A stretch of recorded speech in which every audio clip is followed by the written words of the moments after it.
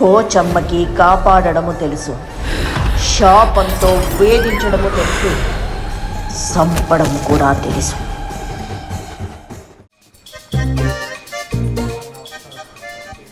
నీ ఫేస్ ఏంటే order place డబ్బులు కట్టయిపోయినట్టు అలా ఉంది.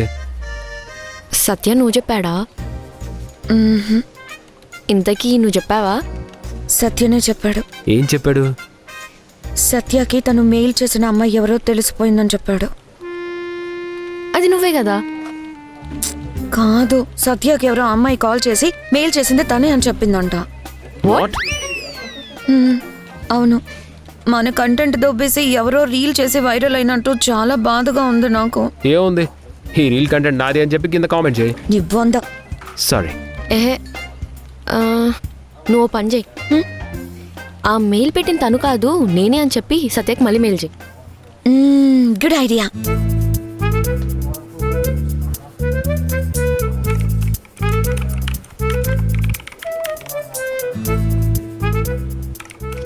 ఏమైంది? ఫేస్ అలా డల్గా ఎందుకు పెట్టావు? పాస్వర్డ్ రాంగ్ అని వస్తుంది.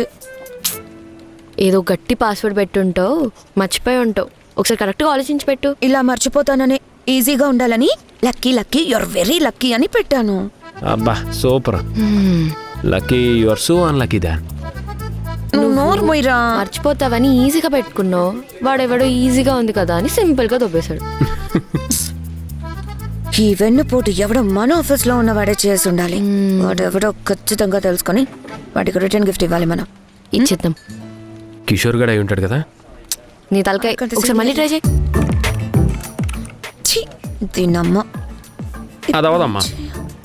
ఏం చేయాలరా? మీరెవరో చెప్పొచ్చు కదా. నువ్వు కనుక్కోవచ్చు కదా. మీరేమైనా క్లూ ఇవ్వచ్చుగా.